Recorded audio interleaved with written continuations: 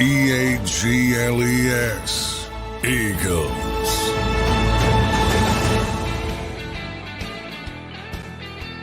Welcome in, everybody, a Wednesday edition of Birds 365. Moving right along. The week is already halfway done. Obviously got a little bit of a head start this week with no Monday shows. Hope everybody had a good Tuesday. Let's get into Wednesday now. Johnny Mac, good Wednesday morning to you, sir. How you doing? Doing well. 1 day away. I said this morning on Twitter, 100 days away from the season opener in Brazil. 1 day away from on-field activity at the NovaCare complex. And officially under 100 days till the NFL returns. I know not the Eagles. The Eagles' return is 100, but now 99 days until the opening Thursday night game between the Chiefs and the Ravens. So moving right along, Johnny Mac, right? I mean, the offseason really does move. Time flies. Time waits for absolutely nobody. Two good guests today for a good show. We got Mike Gil coming up in 15 minutes or so at 8:20, and then in hour number 2, we'll have Brandon Lee Gowton. It'll be good to talk to BLG. We haven't talked to him since you guys were down there, so I'm excited to see what he had to say. I did read some of his work, but we'll talk to him about that. A little bit of Eagle news, not much. We kind of already knew this, but joint practice August 13th with the Patriots. Before that, August 15th preseason game. I saw Jeff McClain reporting that yesterday. So it looks like the Eagles will do the one joint practice with the Patriots. Johnny Mac, any takeaways on that? And what do you think of the joint practices overall? Just your perspective on them in the offseason and how they help or hurt the team. Yeah, I think they're very helpful. I think in a lot of ways they've replaced the preseason games for the starters, at least, or the starters and the key reserves, that guys who are going to have a role when things start for real. Nick Sirianni's been pretty clear, and it goes back. I mean, most coaches believe those things are more important for a number of reasons. One, you can script them. So always, if you're, say, struggling, on a certain aspect, you can get together with the other head coach and say, look, I need a red zone session or a 2-minute session or something like that, offensively or defensively. Whereas if you want to work on that in a game environment, you got to hope it happens in the game in a very short window, because the starters aren't going to be out there, even old school wise. If you want to go back when starters played a little bit, they're generally not going to be out there for a long time. So you got to kind of cross your fingers and hope it works out. So from that standpoint, it makes a lot of sense. Plus, it's also controlled, and it's at least a little bit safer from the perspective of health. So, it's gone that way around the league. Joint practices are a big thing now when it comes to starters, as I said, and key reserves. And, cutting back to one, though, they did it with Indianapolis last year. They did it twice with Cleveland, but they had 2 joint practice sessions with 2 different teams, 2 days with Cleveland, 1 day with Indianapolis. This will be 1 day with New England. That leaves Baltimore. They play Baltimore, so in the preseason, that would be the other team that they might get together with. They have a history with the Ravens of having joint practices, pretty significant history. Same with the Patriots, and that's, because they're close together and they play in the preseason a lot. So wouldn't surprise me, nothing official on that count, if something happened with Baltimore as well.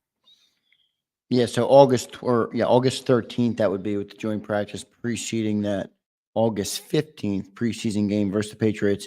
So good stuff there. One other piece of news, James Bradberry, that's tomorrow, but it does seem like he will not be out there. He has a charity event.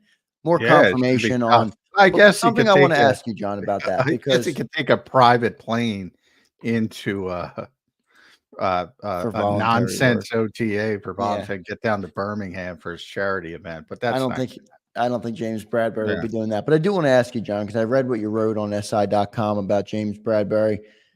Do you think the Eagles are going to try and do him right? I mean, June 1st is right around the corner, and everybody kind of talks about that post-June 1 cut or trade or whatever it is. Do you think the Eagles are going to make a move on James Bradberry coming up here? Yeah, it's very difficult because they're having it. It would be less difficult if they didn't have the mandatory minicamp, which they haven't had in the Nick Sirianni era, but now they have. So he's got to show up for that in theory. And that opens up a whole can of worms. So that kind of creates a bigger sense of urgency. Look, you can make anybody a June 1st cut at any time. You can just designate them a post June 1st cut as long as you can only do it with 2 players. But how does that work though, John? Just for the benefit of the knowledge for me and for the people, like when you just designate, does it just they're on your books until post June 1? Is it as simple as that? Yes, simple as Okay. that. Yeah. So you're carrying the you're actually doing a favor for the player. You're letting him have free agency, but it stays on your books until June 2nd. So if there's any salary cap relief or anything accelerated, it happens June 2nd. In the case of Bradberry, it's nothing either way. They'll lose some money next year, but they'll be able to split it up. So it won't affect their cap situation this year. But as far as the mandatory minicamp, the fines, it's not like training camp. I have to look it up. I'll try to look it up in the break, what the fines are. They're not quite as significant. So he could stay away. But the new CBA also, in the old school days, you would have these holdouts and, guys would get fined and they'd magically come to an agreement a couple days before the regular season and you just waive the fines. And that's what would happen. You can no longer do that. By the CBA, a team can't do that. So that's why you see very few holdouts in training camp, traditional holdouts, because when they get fined, that money's cold hard cash. Yeah, that money is lost. So from that standpoint, same thing with minicamp. Again, the fines are not as significant. I'll look it up in the break, but is he going to show up? Do the Eagles want him to show up? Right. Do you want a guy who knows? And I talk about James all the time. He's very professional. He's not going to make waves and all that kind of stuff. But still, you don't want somebody who understands he's not part of the plan, who understands he's not part of the process. And then you have the Eagles. From the Eagles' perspective, they just don't want to give the guy away because they know he can still play. And if you want to play hardball, you could take it into training camp and you could wait for an injury somewhere else. A lot of cornerback deficient teams to begin with.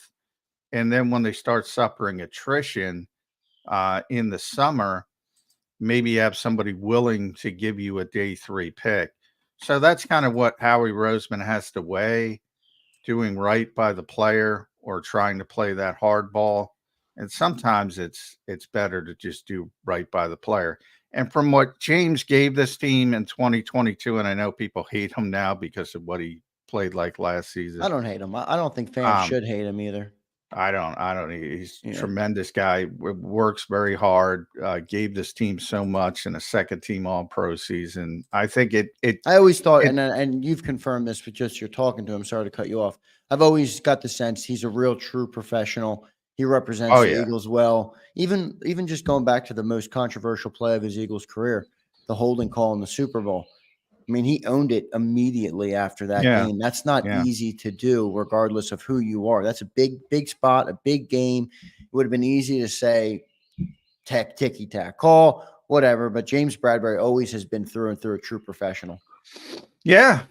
I said it during, everybody was so upset about it. And I said, I can't get too upset about it because James said he held. He was hoping they didn't call it, but they called it. And that's part of being a savvy player. Sometimes you get away with stuff that other guys don't as a veteran. Unfortunately, they threw the flag from the Eagles' perspective. But yeah, from Howie Rose, sometimes it's just better to do right by the player, because you know what the end game is. In the best case scenario, it's a day 3 pick, maybe conditional, maybe 7 that goes up to a 6, maybe even a 6 that goes up to a 5. Is that really worth pushing it? I don't think it is. And sometimes it's the human effect comes into these things, and that's why it makes it more difficult than it looks like in a vacuum.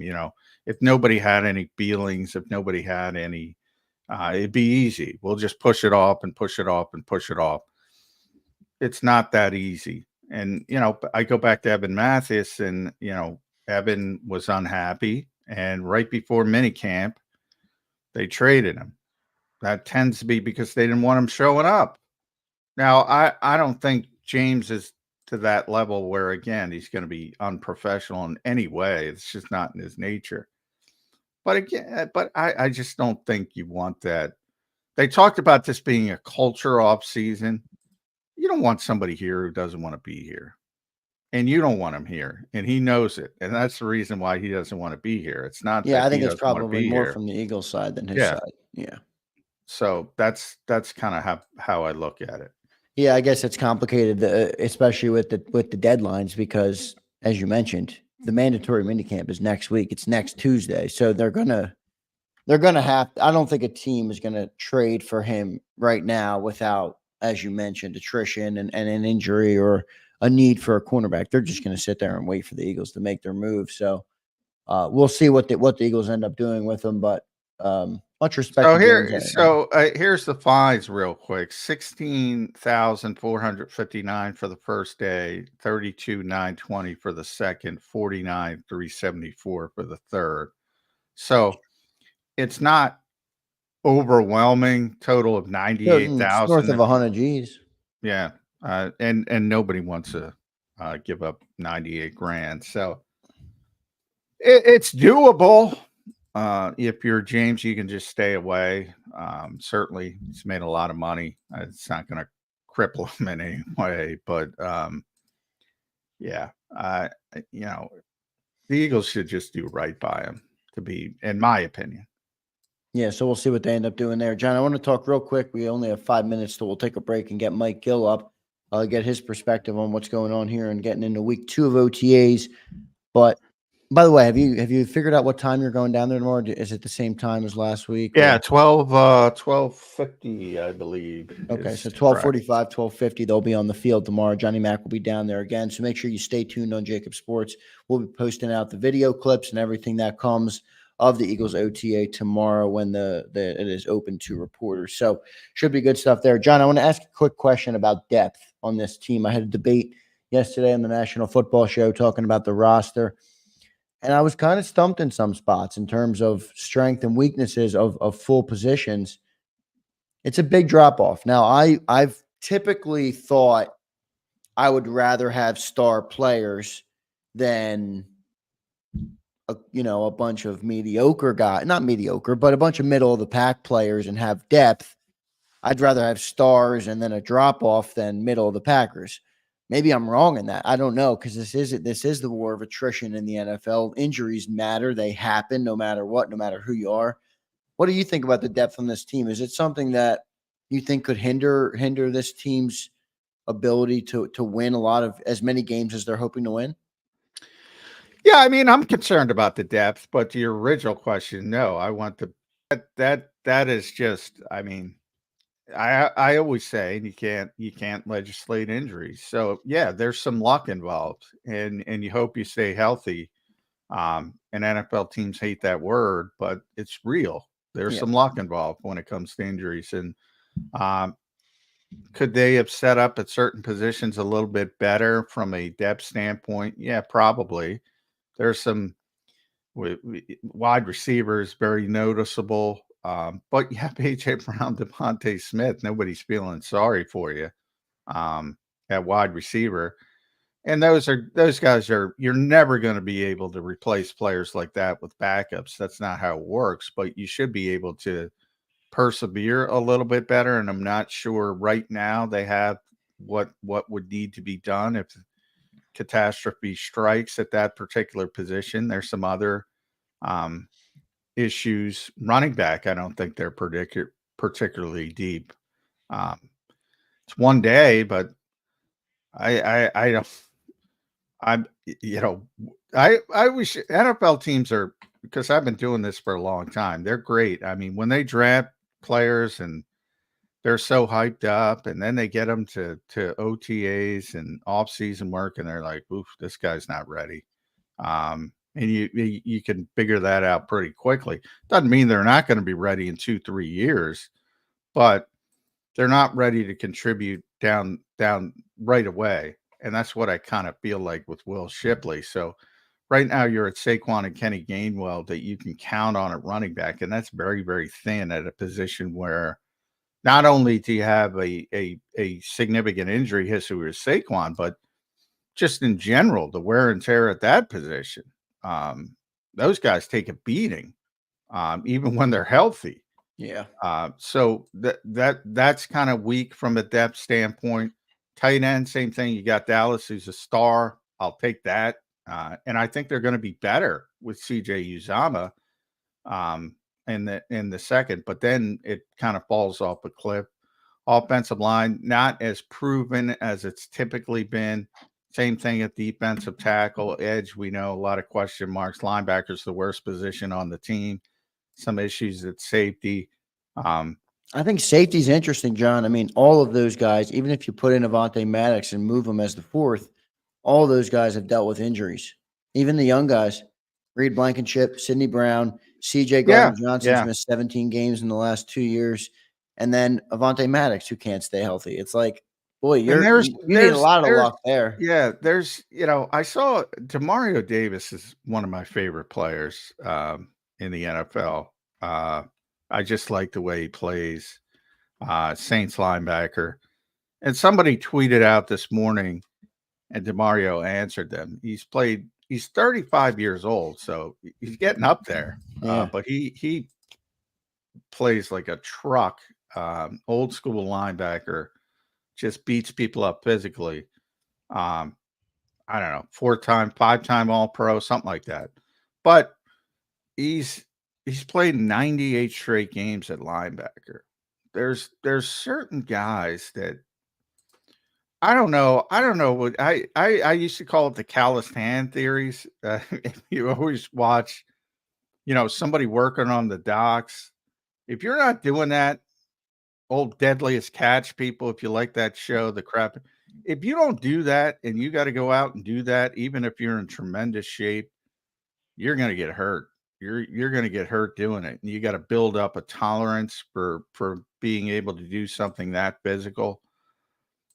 Guys, there's guys like Davis who just, and Jason Kelsey be obviously the example locally. They're just unbelievable. And it's not that they're not hurt. You've seen Kelsey over the years, dozens of dings and he tapes his elbow up like he's Darth Vader, and he's a storm. I mean, and he just goes out there and performs at a high level, and some guys don't. And as we get to the people are going to get mad at me, as we get to the newer generation, and Vic kind of talked about this. Vic, man, it's not the players, it's the people around the players. Because if you're in college and you got an elbow like Jason Kelsey, they're telling you, whoa, you're not playing. You're not playing. You're not playing. Go rest that thing. Right. And they do that in the NFL now. But certain guys like Kelsey and Davis, they have deference, and they built up this goodwill with their organizations, and teams trust them, and they probably let them go where they wouldn't let other players go. Cam Jurgens missed 6 games, and that's where you're coming in. In his first season as a starter, Cam Jurgens missed 6 games. And how many did Jason Kelsey miss? I don't think he missed 6 in his career. He hasn't missed a game. He hasn't missed. Well, he got hurt in his second season. Yeah, and he hasn't missed a game since. So, it's different now. Yeah, it certainly is. Let's get to our first commercial break. We will see how it plays out for the depth on the Eagles. Johnny Mac does make some good points there, though. So we'll see how it all plays out. Let's get to our first commercial break. Mike Gil from 97.3 ESPN down the shore did a great job over the week or over the last week. Busy week down the shore this week. So Mike Gil getting a lot of hits, getting a lot of callers, getting a lot of good stuff on the radio station 97.3 ESPN down the shore. So we'll take a first commercial break. Mike Gil coming up next on Birds 365. If you missed any of today's show on the JAKIB Media channel, listen to the podcast on your way home. Available on YouTube, Apple, and Spotify.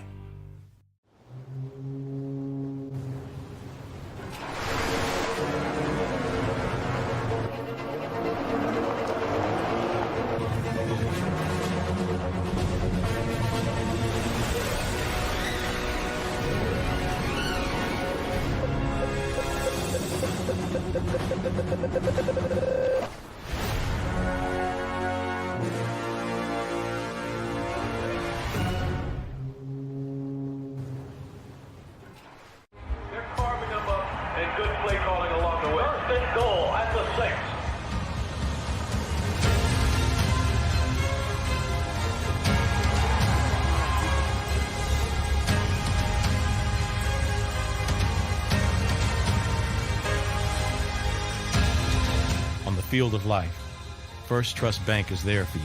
Champions on three. 1, 2, 3. Because Philadelphia dreams deserve a Philadelphia bank. Heading down the shore. Have a ball once more. Here, imaginations run wild and time stands still. Because here, you can find the best of the Jersey Shore, all on one 5-mile island. So leave the old you behind and get lost in the woods. Wild, wild, wildwood day. Plan your stay in the Wildwoods today.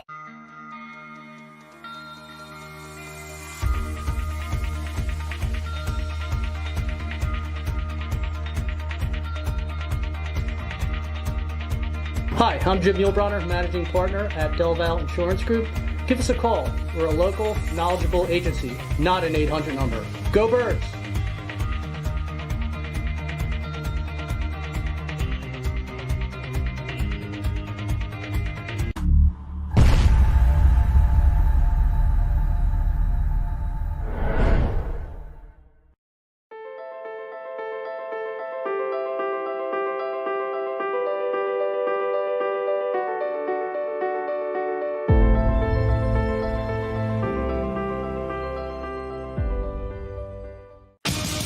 The greatest fans on earth. It's a bold statement, but would you expect anything less from Philadelphia? 58 years of heartache creates a toughness, a grit, a resolve not found in most. Sure, our prayers were answered, but now that we've had a taste, we're looking for more. Pondley Hockey, official partner of the Philadelphia Eagles. EAGLES, Eagles.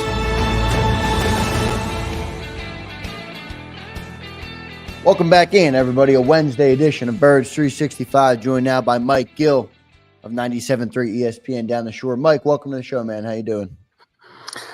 Good morning, gentlemen. 100 days. Feels like it's almost here. Yeah, 100 days. One day to a little on-field OTA action. That's exciting as well, Mike. Now I'm going to be the last OTAs. Yeah. Could these be the last OTAs? Could be. Yeah, we should discuss that because the NFLPA is pushing to remove spring OTAs and kind of push it back to a longer ramp-up period for training camp. Boy, and evidently it's not going over well on either side.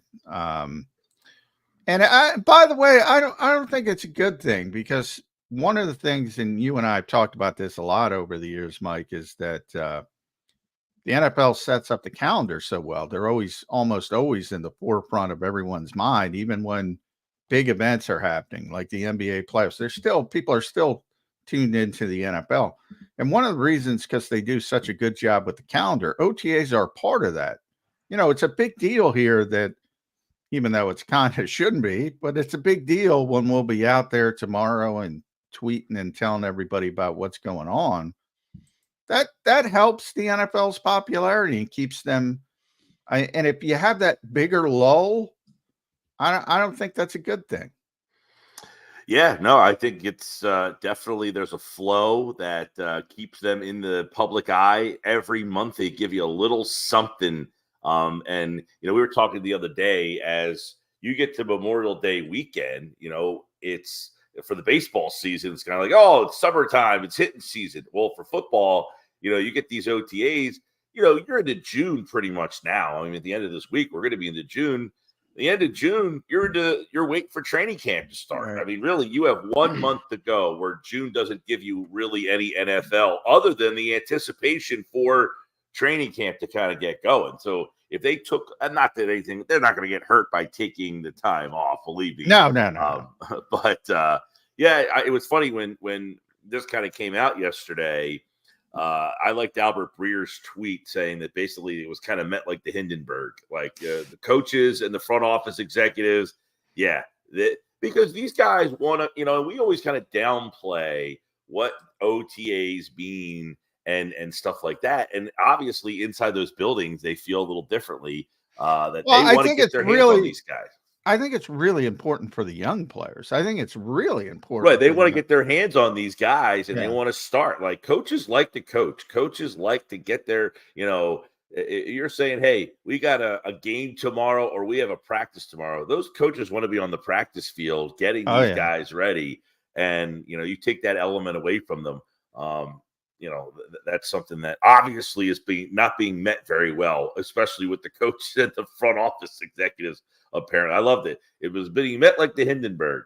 Yeah, but also the players, guys, didn't like it. And I don't know, John, because in the original Tom Pelissero tweet, he did follow it up and say a lot of players like it. I didn't think they would, but that's what. Yeah, well, I'm sure it's individual. I'm not going to say nobody likes it, but I saw a lot of players like.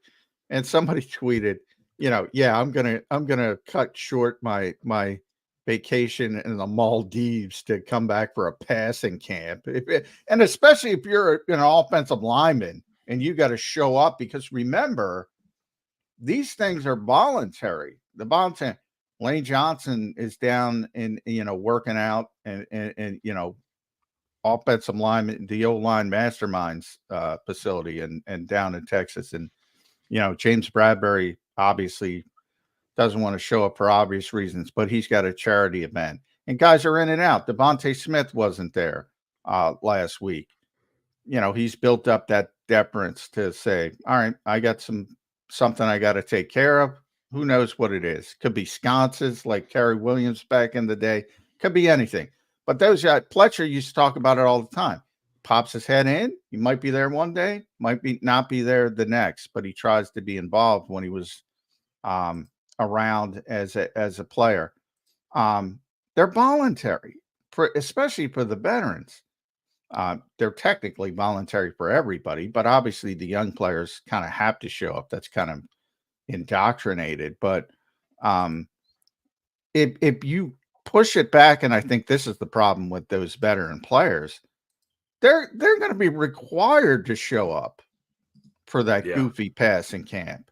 And that's going to be a big issue when Zander points out some of the players are saying that's not bad. When they get that information, they might change their mind. Agreed. Yeah. And like, you say you push it back. Well, I laugh because this OTA was what, 1 day last week and what's it, 2 days this week? Well, there's 3. It was 3 and 3. We're just allowed in for one day. So they were back on the field Tuesday. After Memorial Day. Then they have the day off. Then they're going Thursday. So there was one on Tuesday and then day off today, and then 2 the next Tuesday, and then they had another set before that.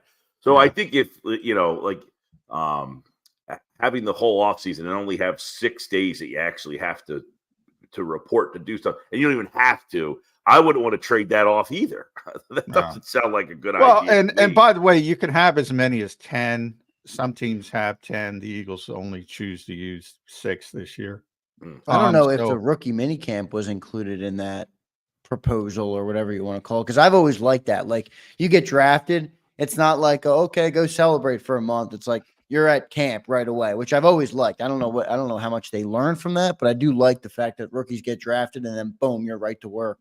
the next week. For Well, the you team look that at every other league, not every other league, but like for instance, one of the reasons we would talk about Caitlin Clark so much, she was just on the court a month ago playing in the national championship, and the WNBA has the benefit of her being right on the court a month that later. helped them a lot. The NBA has that rookie those games out in the Vegas Summer League games. Yeah. So they get drafted, and a couple days, 2-3 weeks later, you get a chance to see those guys play. I mean, even in baseball, you get drafted, they're sending you to some sort of rookie. Now, you don't get to watch them, but to have the players who just get drafted immediately doing something is a benefit to everybody, the players, the leagues, the teams, to keep them at the top of the mind. Because, quite frankly, these guys get drafted in April. They have a 3-day little mini rookie camp. You don't hear or see anything about them until really August, when they possibly might get into an exhibition game.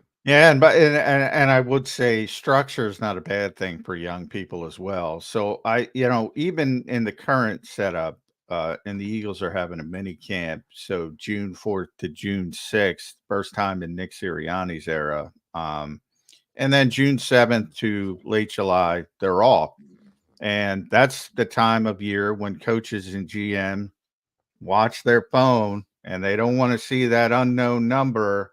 And something, and they get the call that somebody somewhere is in trouble.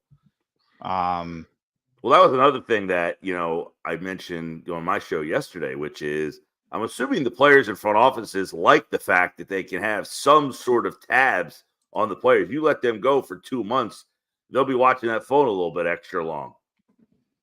Yeah, that's part of it. And I mean, guys have to be adults, and that's easy to say. I mean, you're down in the Shore. You saw what happened at the Shore, man. The Jersey Shore over Memorial Day weekend. I mean, we were all young. Zander is still young. I did some stupid crap when I was young. I don't know anybody who didn't. So yeah, structure's not a bad thing for.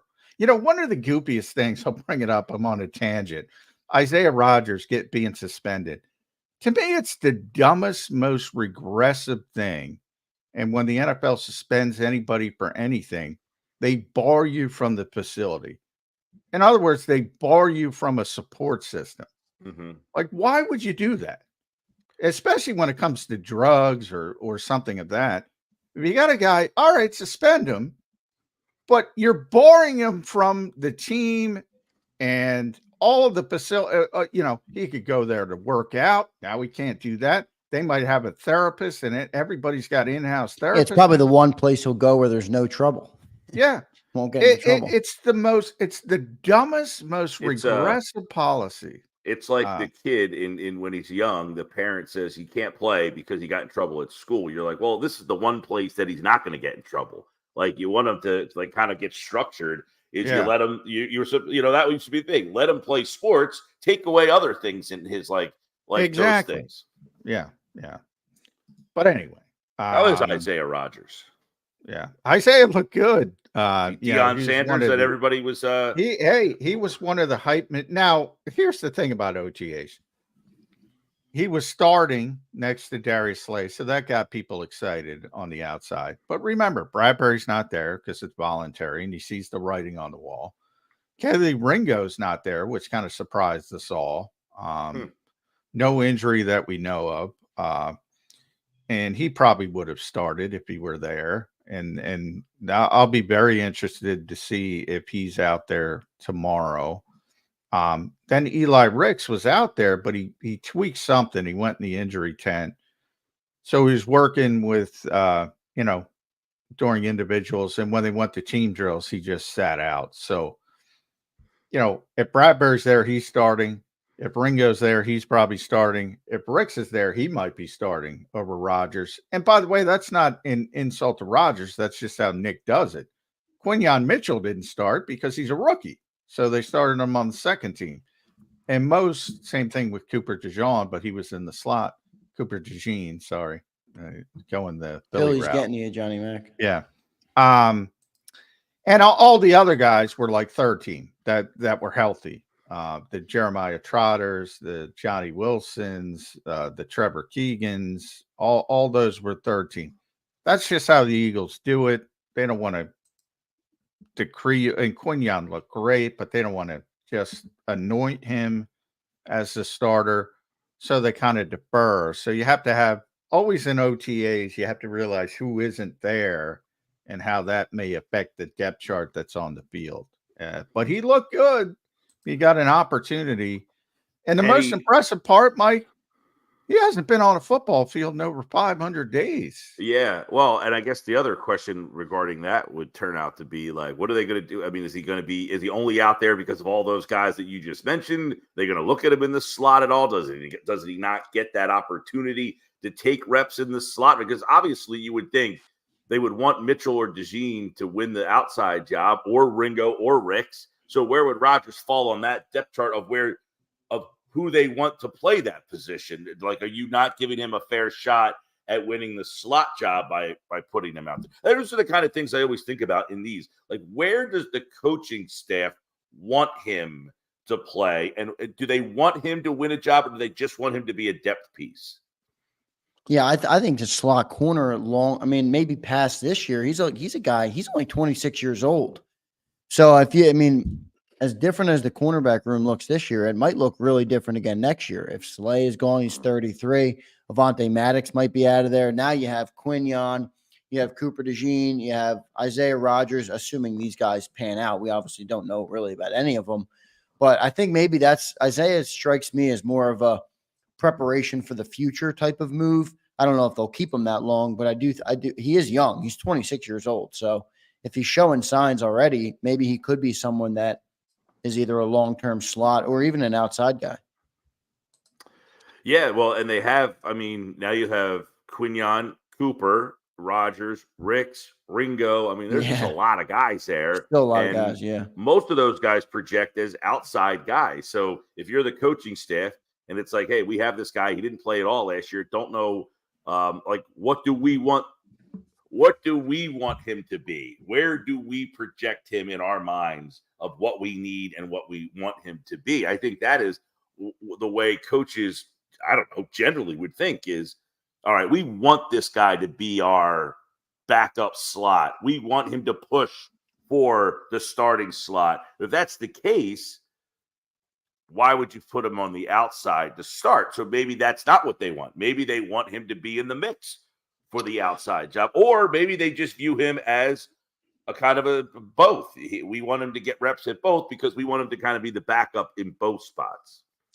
Yeah, to me, it does indicate right away. Remember, when you have 90 guys and the Eagles are about 80, I forget, 87 or 88 right now. So they have a couple spots. But when you have that many players, it's not a necessity to move guys into different positions unless you really want to work on that, other than, so Cooper, for instance, he worked inside and outside because they want him to do that. That's what they want. That's what the plan is. So with Isaiah, as you get closer to the 53, and you really don't do that anymore. It's not old school where you had two cuts. It's just one big lump.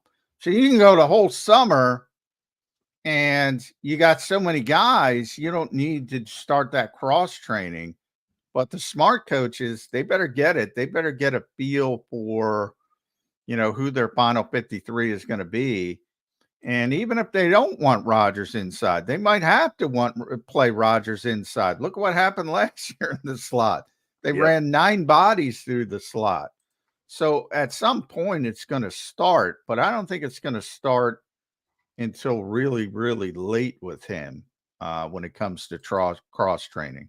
I think they saw what he did in Indianapolis, and they think he can be an outside corner. And they got a ton of them. Like you said, Mike, we were talking about depth. Cornerback is all of a sudden the deepest part of this team. Now, they're unproven, but they all have. Isaiah might be the most proven. He's got 4 or 500 snaps, couple years in Indianapolis. Ringo's got a lot of potential. Ricks has got a lot of potential, at least as a coverage guy. Yeah, Mitchell now, Cooper, Darius Slay, James is probably not going to be here. That's pretty good depth. And then inside, if Babante stays healthy, even Tyler Hall's played. They have some pretty good depth. I can't say Conversely, that. they don't have as much depth at safety. I can't say it about any other position. That's where I was going. They don't have a lot of depth on this team on paper. Right. I mean, you got Chauncey and Blankenship and Sidney Jones, and I mean, everybody else is pretty. McCallum's, I guess, in that room. Kai Gardner seems to have moved. Yeah.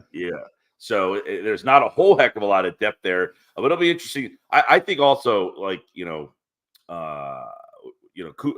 Chauncey Gardner-Johnson, the way that they end up using him, like, is he going to be kind of a guy that Vic Fangio's like, I can do a lot with this guy? The way he used Justin Simmons in Denver was, like something similar to that role. Like, does he have a guy on this roster that he feels like he can use in that way?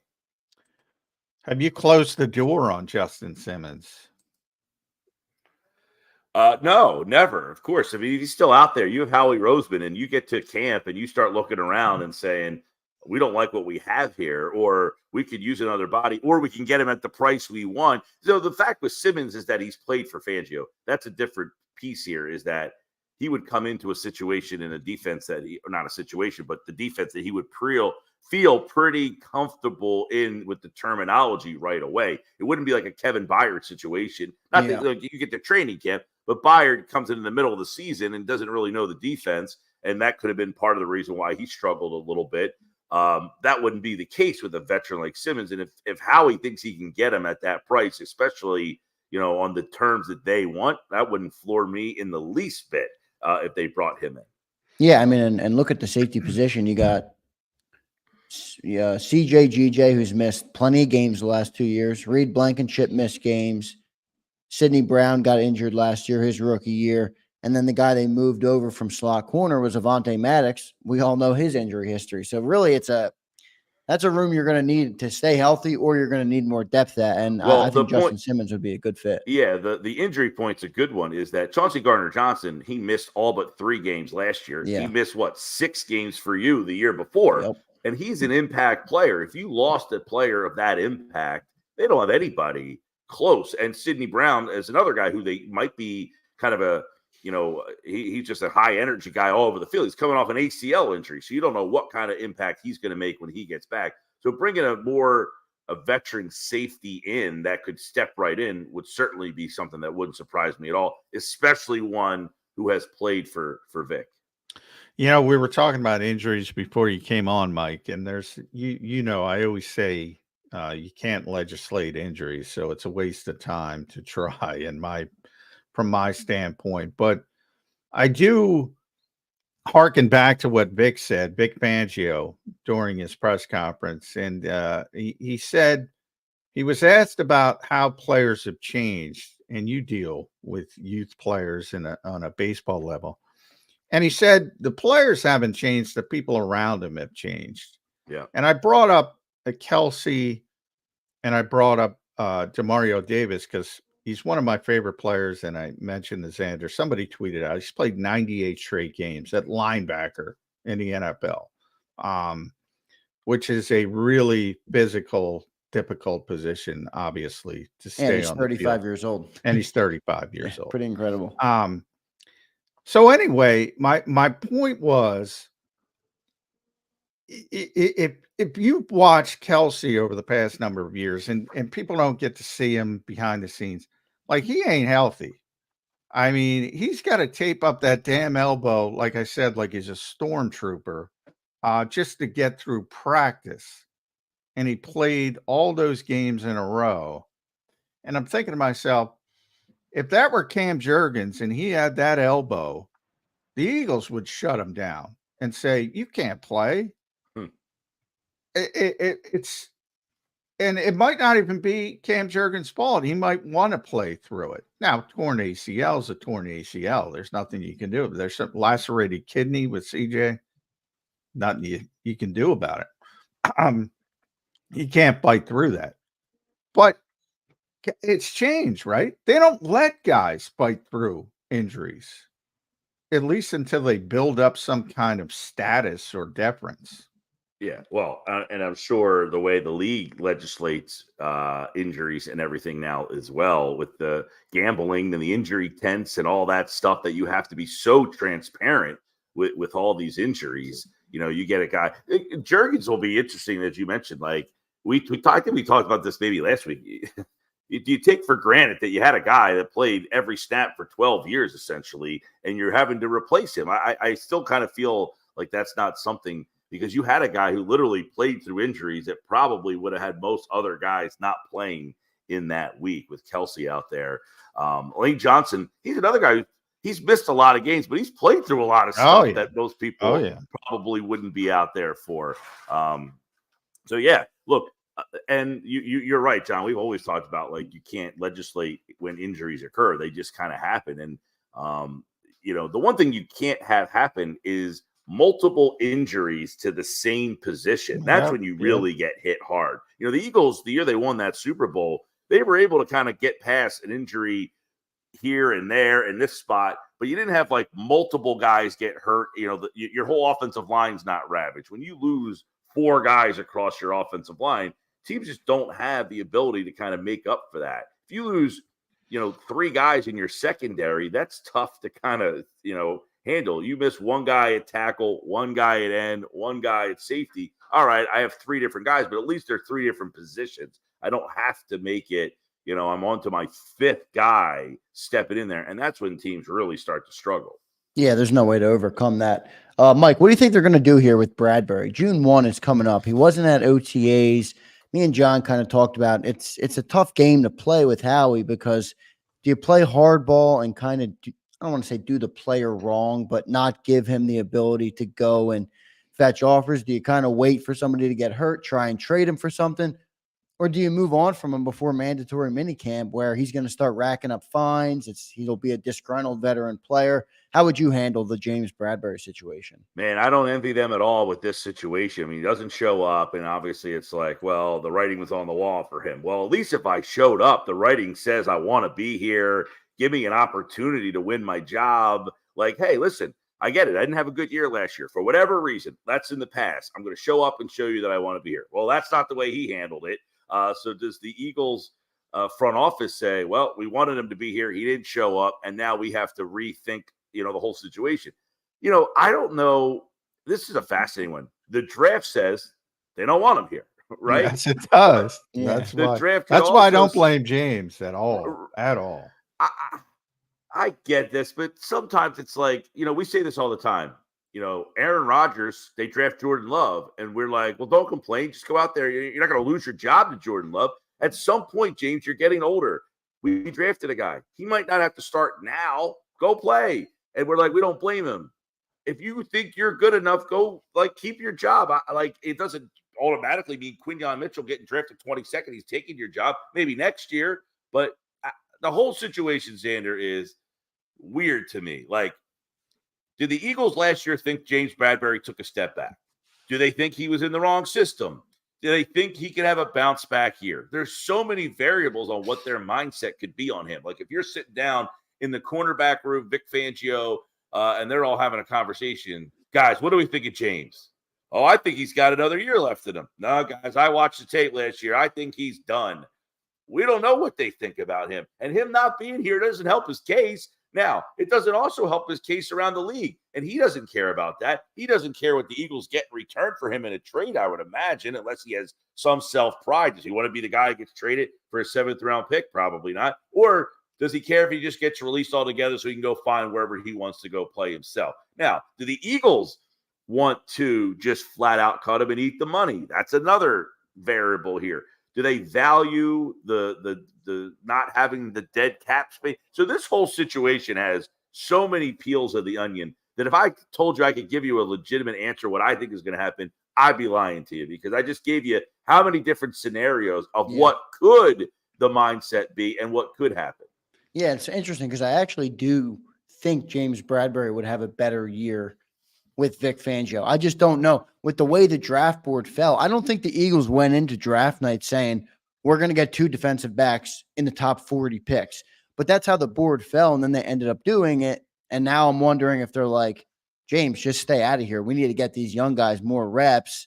We're going to move on from you anyway. And by the way, the voluntary stuff, nobody's showing up for that. I mean, it's voluntary at this point. And he's got a charity event this week. Yeah, I mean, that's not an issue at all. The issue becomes June 4th through June 6th when it's mandatory. And if he doesn't show up, and by the way, he might show up. I mean, he's a very professional player. Yeah. And he might show up and he might be the good citizen. But as I kind of said, look, the draft tells you. I had those discussions and I said, Mike, I would love to see. I think James Bradberry would have a bounce back year under Vic Fangio because Vic will use him correctly. He's a pure zone corner. I think he'll play well under Vic Fangio. But they did what they did. As Zander said, they drafted 2 cornerbacks in the top 40 picks. Well, Zander's point is also valid, though. Did they envision the board falling the way they was? You know, now there was some talk about them trading up to go get one of these guys. They ended up not. They sat there, but they got both guys. Did they think they were getting? Well, they traded up to get Cooper. I mean, they thought they were going to get usurped by the Rams. Yeah, but if Cooper wasn't there, maybe they wouldn't. They don't do that, right? If Cooper went in the first round, offensive line. Yeah.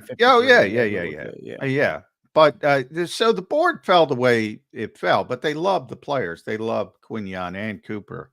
And the writing is on the wall for better or for worse.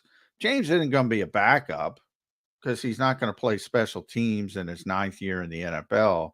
So you can, and you have all these young corners with Kaylee Ringo and Eli Ricks on top of Quinyon Mitchell and Cooper DeJean. So from my standpoint, the best case scenario for the Eagles would be to push it into the summer, wait for that injury, and maybe get a day 3 pick. But is that worth having, doing a player wrong as what it would be doing and taking him all the way up and limiting his options for what he contributed to this organization in 2022? I think from a standpoint, sometimes it's better to do right by the player than it is to hold out and be Sam Hinkie and say, oh, I got something for James Bradberry. That's going to be meaningless down the road because it's probably going to be a conditional 7th, conditional 6th.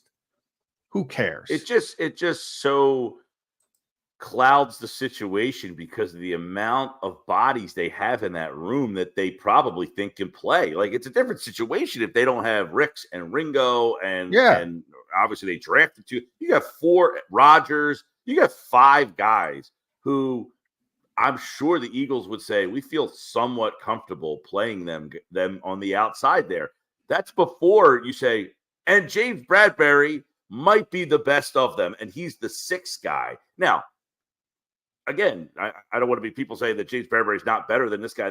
We don't know. He might be cooked, or he might have been in the wrong system, had a bad year. A lot of reports say, he didn't like the system, or I don't want to say him, but somebody in the secondary didn't talk to the coach. I would imagine it was him. He didn't seem to be didn't seem to play very well in that system. He didn't seem to like it very much. So if he's used better, I agree with you, John.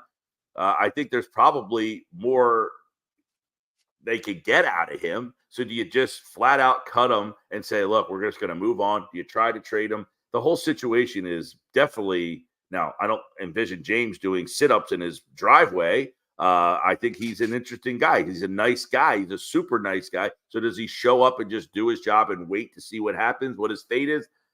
I think this will be an interesting thing to see how it all plays out. If I had to guess, I would say James will show up. If they don't, assuming they don't cut him, I think he will show up for the mandatory stuff next week. I don't think he's going to take the fines, almost $100,000 to sit out of minicamp, but we'll see. He's always struck me as a good professional guy. So I just feel like that's the thing that's always wild to me is like somebody gets drafted at your position and you automatically feel like that doesn't. I get it. Like the writing could be on the wall, but like, hey, I still have a contract. I'm here. That guy has to beat me out. You're basically saying, I don't think I'm good enough to hold this guy off for at least a year. Well, if that were the reality, and if it were strictly, and the NFL likes to think they're a meritocracy and coaches all, but they're not.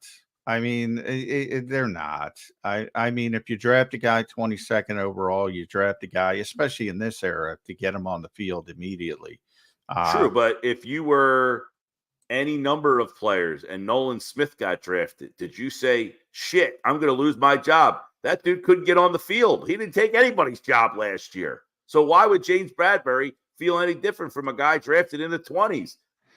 Because there is a sliding scale, like you brought up Aaron Rodgers. Well, Aaron was pissed off because he's Aaron, but you know, he told the story. He sat back and said, "Nah, that's interesting." Had a shot of bourbon, I think, was what he was drinking at the time, and he went about his business because he's Aaron Rodgers. His reasoning is more, we could have improved the team around exactly. me. Instead, they drafted a guy at my position. Not, well, wow, they took a guy that's going to take my position. The guy sat there for 3 more years now. Well, and from Aaron's standpoint, he was right, to be honest. Now, long term, look, GMs have to think about the long term. Now it looks really good for Green Bay because it looks like, sure, damn, that team, you know, they've already had 30-something consecutive years of Hall of Fame quarterback play, and they might be getting it again. Who knows? Because he was pretty damn good in his first year as a starter. And I'm a big Jordan Love fan. I think he's going to be a really good quarterback. So, you know, long term it works out, but you know, they didn't win at the end of Aaron's run. He was playing at a really high level. You don't know what that butterfly. Maybe they could have improved the team. Maybe they got him over the hump. So I get it from that perspective. But Aaron was entrenched. James knows we can all talk about the you know, that kind of stuff. Oh, go out and beat him out, and that's fine from a fan standpoint and mentality. It's not real. It's not real. Well, like James can't if you do have a guy anything. though. If you have a guy making the money that Bradberry does, are you inclined? Well, first off, are you inclined to just cut him? That would be number one.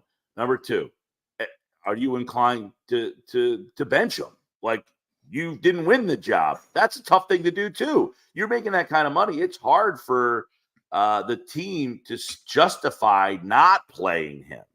So you would have to really stink, I think, to say you got beat out with the money you make. Now, if you just flat out cut him, that's a different situation. But if he's on the team, it's like saying to Tobias Harris, sorry, you're not playing. People say, why is it Tobias Harris? He's getting paid $39 million. You can't just sit him. You know, he's competent. He can, you know, we might not like him, but James Bradberry isn't incompetent. So if he's making that kind of money, how does the coaching staff? We all want to hope that the coaching staff plays the right guy. Money not part of the conversation. That ain't the case. Money is a part of the conversation, and his salary says it's kind of reversed in the NFL, though. In some ways, look, if you're a superstar and he's not a superstar, that's different. It's just he had a really good season. The Eagles probably jumped the gun, extended him. Probably shouldn't have. They're regretting it. There's a buyer's remorse. If there were any way that I thought that James Bradberry could show up and win this job, I think he could outplay every single cornerback on the roster every day in training camp. He wouldn't be here. I mean, that the writing is on the wall, and he knows it. Yeah. And that's why it's going to put, and the Eagles know it. Look, I mean, they're not going to keep a corner as a backup making that kind of money, Mike.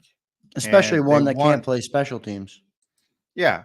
And they want, should that be the way it's done? Not necessarily. Look, these quarterbacks are the best example. I don't know when, but you're talking about Caleb Williams obviously is going to be a day one starter. They've already named him the day one starter, but Jaden Daniels might not be ready. You know, Marcus Mariota is going to be the backup, so he's going to start. Drake May, I'm sure, isn't going to be ready, but with that disaster of an organization right now, no skill position players, but they're going to push him on the field. Then you go down to who was next? Michael Penix. He's not playing because that's the weirdest pick in the history of the NFL draft. And then you have McCarthy. McCarthy, look, Sam Darnold is Sam Darnold. I guarantee you he's more prepared to play than J.J. McCarthy week 1 of the NFL season. How long is he going to stay on the field, though? He better win, and he better win consistently, because that's the only way he's staying on the field. Or they're going to push a guy who's completely not ready. And who am I missing? Who's the other quarterback? Bo Nix. Bo Nix. Bo Nix, same thing. 30-year-old Bo Nix guy feels like Bo Nix. I mean, yeah. That's just the way it is now. They want these first-round picks on the field. The circle of life. Draft Sam Darnold number 3. Want to get him on the field. See that he's on the field and can't play. And then he's the guy who's on the field because the other guy they took when they shouldn't have taken can't play either. That's different teams. Yeah, that really teams, is, Mike. Different teams and different things. Sam Darnold is one of the more interesting players of the year for me because he got to spend some time with Kyle Shanahan. So I was interested. I thought Kyle might wake up one day because of the way Kyle is and say, you know what? This guy's got way more talent than Brock Purdy. I thought there was a chance early in that process because remember, Brock was coming off the elbow injury where Hassan Reddick almost killed him. And I was like, Kyle might get Sam Darnold in there and fall in love with him. And it never happened. Yeah. Well, the Niners, that whole Purdy thing, it tells you how good they thought he was with the way they handled Trey Lance. I mean, they gave up a boatload to get Trey Lance and just said, nope. They didn't even give him an opportunity. Like, I'm almost surprised that got brushed under the rug as fast as it did. I guess because they started winning. With matter. So, I'll tell you, when people were questioning Purdy and like, I don't know, I was like, dude, this guy don't have to sell me on anything. He sold them enough to get rid of the guy they traded 3 first-round picks to go get. That was the story. They said to everybody watching, I don't care what you see. We're seeing it right here. And this guy, Trey Lance, was drafted, 2 or 3 overall. They gave up multiple first-round picks to get the guy. And they said, we don't even want to give the guy an opportunity because we think this guy's that good. So that told me all I needed to know about how good Purdy was. Trey Lance is now Jerry Jones's secret backup plan for when Dak Prescott wants $2 million. I don't know if that's the case. I think Eagles fans hope that's the case, but I don't necessarily think that's the case. But yeah, Mike's right. Anytime, it's easy. Locally, it's not as big because it's not quarterback. And at Mike Gil show, sorry we kept you long. We always, because you're so engaging, Mike. At Mike Gil show, 97.3, the Sports Bash, 2 to 6. Listen to him. If you're down the shore, and keep those unruly kids, keep them under control, Mike. It's your responsibility. How about the I guess the woman who accosted Kylie Kelsey the other night? Oh God, yeah. What's up with her? You're not you won't be welcome. You'll never have a. You'll never be welcome. I think Jason Kelsey can go to see y'all. I think Kylie's going to be fine. Right. What kind of lunatic was that? But yeah, I from the standpoint of locally, it was Andre Dillard, right? If Jordan Mailata didn't happen, Andre Dillard would be a bigger thing. And people still can't stand Derek Barnett. I feel like they're like, Andre Dillard. And why are they like, because Jordan Mailata? Well, there's the bridge between you have to either be a all-pro level player or you have to stink. There is no like, hey, this guy's just a good player, and that's okay. If you're not this level of player, you're the worst player. Everybody wants to have it's either this guy's really good or he can't play. It's not just like he's an average player, but he's a serviceable NFL. Like everybody has to have some role. It's like, that's just the way people view things. Like you're either really, really good or you stink. There is no in between. Dillard's kind of that guy who would have been an in betweener, just a solid, 8-year left tackle, not at a Pro Bowl level, but not horrible.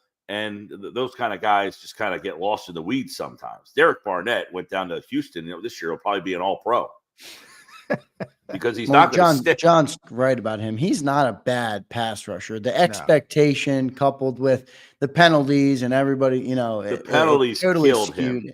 It's like Dillard. The night he played right tackle, he got abused, and that's the only night anybody that stands out is how bad he was that night. Barnett, what stands out about him, now, he didn't have the impact nearly that they traded up to get him. And then it didn't help that, hey, this guy broke Reggie White's records at Tennessee. So you drafted him at the organization that had Reggie White. So there is some connection of, you broke Reggie White's records? You've got to be the next greatest thing of all time. And that just didn't help him either. And then the penalties. And then, to be fair, he was a situational pass rusher who didn't get to the quarterback as much as situationally would call for. It didn't. Yeah, he Benjamin Button did. He was a really good player as a rookie, really important part of the Super Bowl team. He recovered the fumble that Brandon caused. He was a solid player, and he was actually better. Vinny Curry was the starter, but Derek was better. He was the better player in that rotation when it came to that side of the football. And then it kind of got progressively worse. And there's some injuries on top of it. But he was a serviceable NFL player. If he's a third-round pick, as to your point, Mike, right? Yeah, he's solid. He's solid. And no one has a problem with him. But he was 14th overall. That's just the way it works, unfortunately. Vinny Curry, you mentioned it. Vinny Curry, second-round pick. Hey, it's a pretty good player. Yeah. For a second-round pick. Yeah. Expectations are a big thing in this league. And Well, once you're a first round pick, and that's the funny thing, Zander knows one of my pet peeves is when people say former first round picks. You're always a first round pick. It's just a matter of year. Derek Barnett's a 2017 first round pick, not a former first round pick, and that will follow him to the end of time. And it's kind of goofy because if you're 32nd versus 33rd, what does that really mean? But the one guy's a first round pick and the other guy's a second round pick. And the other guy has lower expectations. That's how it goes in the NFL when you get drafted in the first round. That's just always going to be a part of it. Mike, sorry for keeping you so long, man. We appreciate you joining the show. Everybody, make sure you listen to Mike, especially if you're down the shore, 2 to 6, 97.3 ESPN, best sports talk show in all of the South Jersey. So good stuff from Mike Gil. Mike, thanks for joining us, man. All right, guys. See you. Thanks, bud. There's Mike Gil joining us on Birds 365. Always good to talk to Mike Gil every Wednesday at 8:20. Always brings the heat. Always brings good talking points to discuss with the Eagles. We'll take a commercial timeout. Coming up next, Brandon Lee Gowton is about 10 minutes away. So we'll get to BLG at 9:20. I got one thing I want to run by Johnny Mack in this short segment coming up, and it has to do with Nakobe Dean. We'll talk about Nakobe Dean coming up next on Birds 365. If you missed any of today's show on the JAKIB Media channel, listen to the podcast on your way home. Available on YouTube, Apple, and Spotify.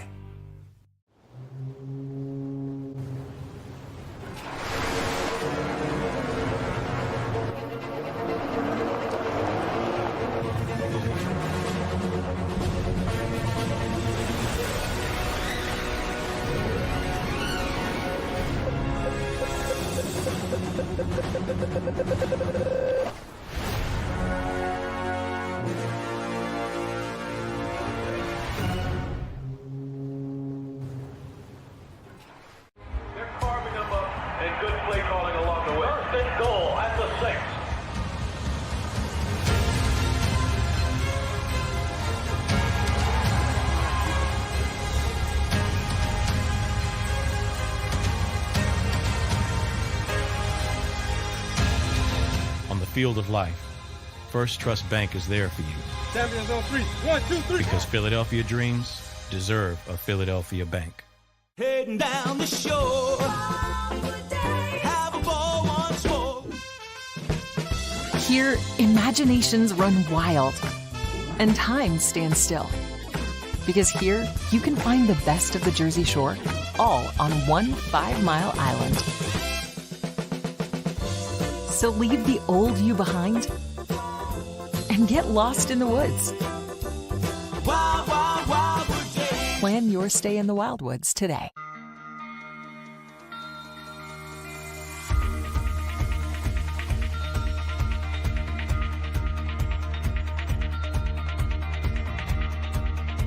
Hi, I'm Jim Muehlbronner, Managing Partner at Delval Insurance Group. Give us a call. We're a local, knowledgeable agency, not an 800 number. Go Birds!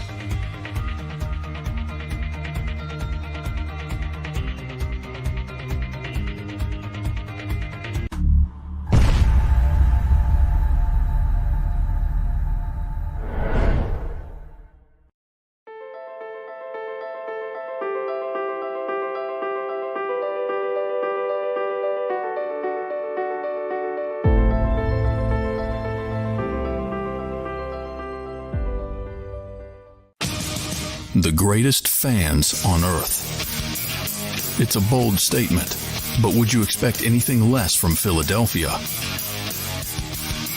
58 years of heartache creates a toughness, a grit, a resolve not found in most. Sure, our prayers were answered, but now that we've had a taste, we're looking for more. Pondley Hockey, official partner of the Philadelphia Eagles. EAGLES, Eagles.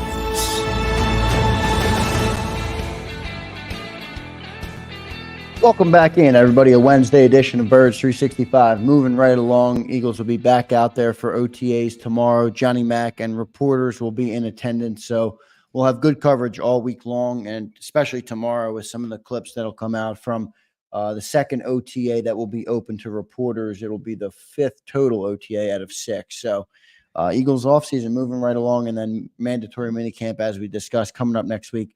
Johnny Mack, I want to talk about Nakobe Dean with you. How long is the leash on Nakobe Dean? You seem to be giving him some time. The Eagles seem to be giving him some time. He's going into year 3 here. I know the guy's injured all the time, but I mean, eventually that excuse is going to run out. Nakobe. I think people are unfair with the injuries. I'm not picking on you, Zander. No, I know, and I'm not taking it personally, but I will say, John, I hear what you're saying, but it's year 3. The guy's got to get on the field, no? Well, he does. But year 1, he wasn't on the field because TJ and Kaiser were. He played all 17 games. He played every single game. He was a big part of the special teams unit. And one of the concerns coming out why he fell to the 3rd round is some teams had concerns over his shoulder. And he had whether you want to call it a strain, some people thought it was a strain pec. Some people thought it was torn, a little bit slightly torn. Either way, it proved not to be true, and he played every single game. And last year, obviously, TJ and Kaiser are gone, and the whole projection was he would take over, and that's part of the reason they let TJ walk, and he got hurt twice. And the second one was very serious, Lisfranc injury, which is an injury. You know, I like when I talk about players playing through injuries. Yeah, you're not playing through a Lisfranc injury. And he had surgery, and that's what he's dealing with. He's coming back from that, and he hasn't been completely cleared from that. It's not a new injury. And I don't know why people keep thinking it's a new injury or that he should be on the field. I don't know. Like a lot of it are saying Sidney Brown can't be on the field for week 1. Maybe won't be, maybe will be. But there's an old school mentality of an ACL takes a calendar year. It doesn't anymore. It takes 9 months. And that'll be right around week 1 for Sidney Brown. The whole part of OTAs is, would it be nice to see him on the field? Yes. But are you going to push it for that? I don't see why you would. So I would be surprised if he's out there. And if he is, it's probably an overreaction to some of this nonsense going out there that he's always hurt or he's hurt again, or it's the same damn injury. He's rehabbing. He's coming back from a Lisfranc surgery, and he's almost ready, and he probably is ready. And they're probably holding him back on purpose. The Eagles. Okay, so what does he need to do in year 3? Because this is technically a contract year. It's not. He does have a 4th year in the deal, but technically he can get extended after this year. What does he have to do that? And do you think he can do that from what you've seen of him so far? Well, I don't know if he can stay on the field as a middle linebacker, but I'm more concerned, and I've been concerned, he's very undersized. And not only height-wise, again, he's listed at 231. I don't think he's 231. He's probably low 220s. And can you hold up physically at that particular position? I talked about Demario Davis a lot. Weird. But again, man, look at Demario Davis. Anybody's got their computers out watching us, go get a picture of Demario Davis. That dude is ready to play NFL football. He is jacked. He is a middle linebacker. And he is equipped from a body standpoint to play 98 consecutive games and beat people up while he's doing it. Nakobe's not that guy. So I have some real concerns over the lack of size, but that's where the game's going. And people are looking for undersized coverage linebackers and can they run? Can they go sideline to sideline? That's what they're looking for in this new environment. Some teams only play, like I said, there's Josh Metellus I talk about all the time. He plays linebacker in nickel situations. He's a safety. He was a safety in Michigan. Very versatile player. And, played 13 positions. I joke they're making up positions for him. And he plays linebacker in nickel. That's the way the league is going. Now, my concerns are about holding up because of his physical stature. The eye test doesn't look. I know you're saying the NFL is changing, and I certainly agree with that. But when I look at Nakobe Dean, and I just looked up some pictures of Demario Davis, who I do know, but to refresh the memory, boy, they don't look like they play the same position. And there aren't a lot of linebackers that look like Demario now. I mean, to be honest, he's kind of the outlier. No, but even other guys, even Fred Warner, even Roquan Smith, even Patrick Queen, like Nakobe just doesn't look like them to me. And I'm not trying to knock the guy. I'm just trying to evaluate the player for what we've seen of him so far. And the eye test certainly doesn't bode well for Nakobe Dean. The stature. And look, the performance when he did play last year, he wasn't playing great.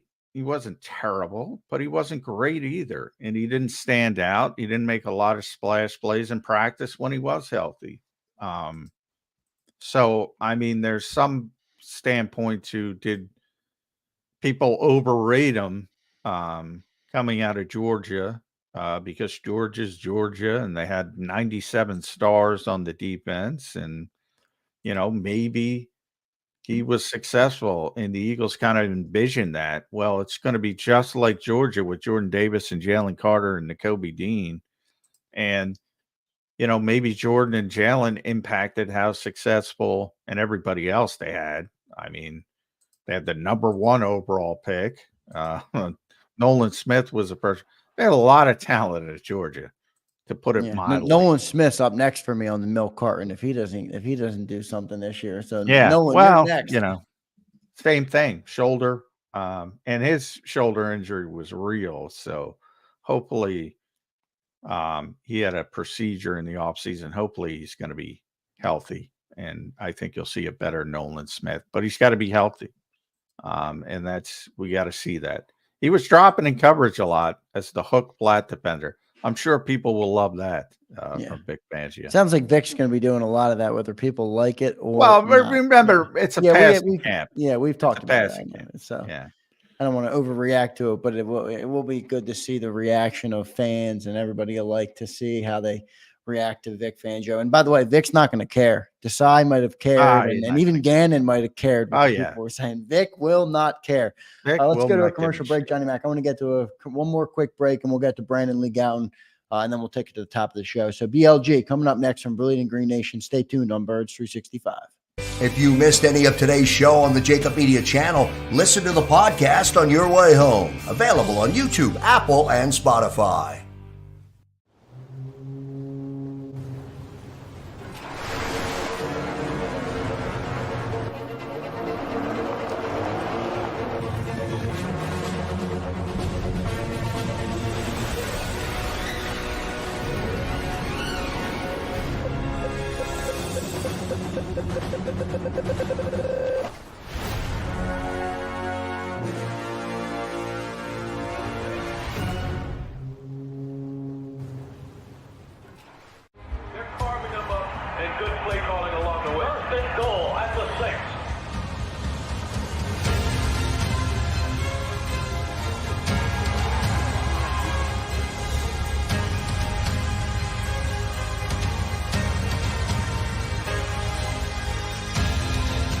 Field of life, First Trust Bank is there for you. Champions on 3. 1, 2, 3. Because Philadelphia dreams deserve a Philadelphia bank. Heading down the shore. Have a ball once more. Here, imaginations run wild and time stands still. Because here, you can find the best of the Jersey Shore, all on one 5-mile island. So leave the old you behind and get lost in the woods. Wild, wild, wildwood day. Plan your stay in the Wildwoods today.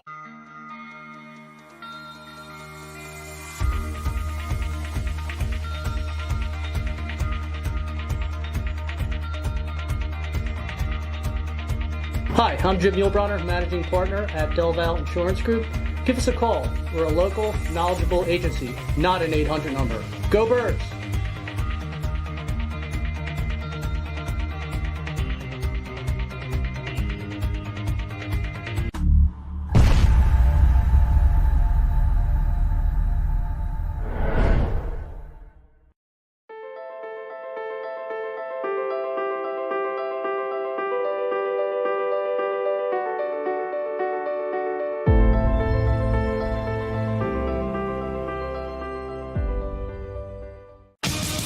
The greatest fans on earth. It's a bold statement, but would you expect anything less from Philadelphia?